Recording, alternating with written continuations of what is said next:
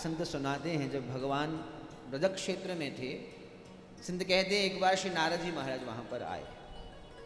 नारद जी महाराज आए तो आकर के देखा यमुना के पावन तट पर कोई गोपी बैठी हुई थी। महाराज गोपी यमुना तट पर बैठी हुई नेत्र बंद करके ध्यान लगा रही थी। नारद जी महाराज जी ने गोपी के पास आए, बड़ा आश्चर्य किया।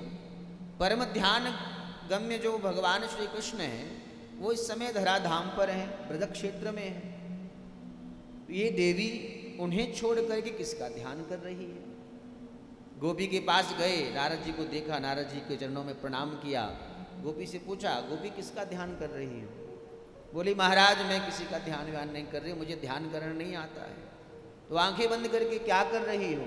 बोली, महाराज मैं आपको क्या बताऊं महाराज, अब आप आए हैं तो आप सुन ही लीजिए महाराज, मैं बहुत पुरानी बात आपको नहीं बताऊंगी महाराज, आज ही की चर्चा सुनाती हूँ।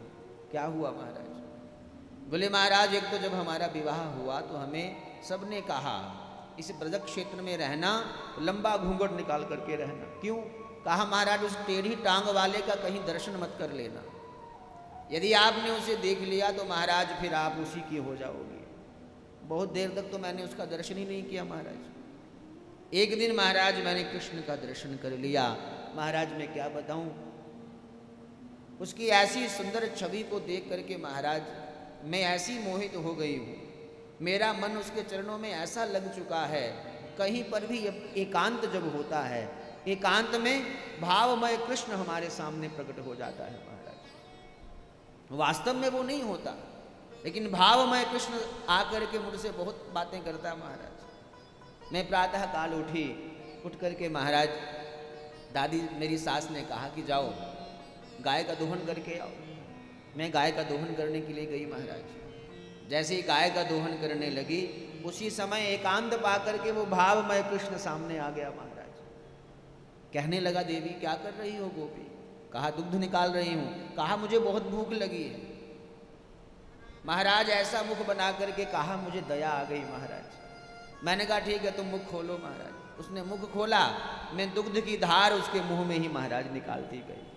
सारा दुग्ध वो पान कर गया महाराज।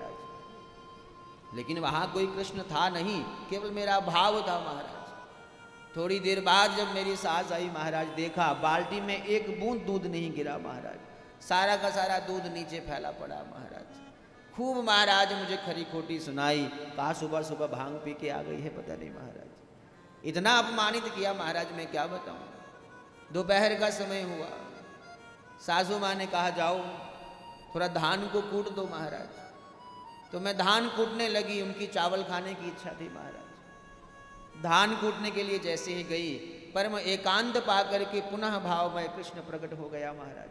कहा देवी अकेली क्यों लगी हो, मैं भी तुम्हारी सहायता करता हूँ। वो दुग्ध पान किया, मुझे बड़ा आनंद आया महाराज। तो महाराज मुझसे बातें करते करते हम दोनों धान कूट रहे थे। धान कूटते कूटते कब धान चावल बन गए, कब चावल आटा बन गया, पता ही नहीं चला महाराज। सासू माँ आई फिर महाराज, जब देखा आटा बना हुआ, खूब डांटा महाराज फिर से। अब सायंकाल का समय हो रहा था नारद जी। सासू माँ ने कहा जाओ यमुना जी से जल भर करके ले आओ। मैं जल भरने आई तो महाराज ये बहुत बड़े बड़े ददिया सास के समय के मटके हैं महाराज। जल मैंने भरा लेकिन मुझसे उठाए नहीं जा रहे थे महाराज, क्या करूं। कहा महाराज भावमय कृष्ण एकांत पा करके फिर खड़ा हो गया महाराज। कहा गोपी चिंता मत करो, ये बर्तन मैं आपको उठाता हूँ महाराज। महाराज वहाँ था तो कोई नहीं, मैं अकेले ही उन पात्र को जब उठाने लगी, उठाए नहीं गए, सारे गिर गए महाराज, फूट गए। देखो ये सब पड़े हैं महाराज। अब मैं मन में विचार करके बैठी हूँ, जब तक ये भावमय कृष्ण मेरे हृदय से निकल नहीं जाता तब तक मैं घर लौट करके नहीं जाऊंगी महाराज। इस कृष्ण को अपने हृदय से निकाल कर ही मैं घर जाऊंगी महाराज। नारद जी ने जैसे ही सुना महाराज, चरणों में गिर गए महाराज गोपी। कहा गोपी तुम धन्य हो, हमारे समस्त शास्त्र, समस्त पुराण, समस्त वेद उपनिषद ये बताते हैं कि भगवान को अपने हृदय में लाना कैसे है महाराज। ये कहीं नहीं वर्णन है कि भगवान को अपने हृदय से भगाना कैसे है। देवी तुम पूजनीय हो महाराज।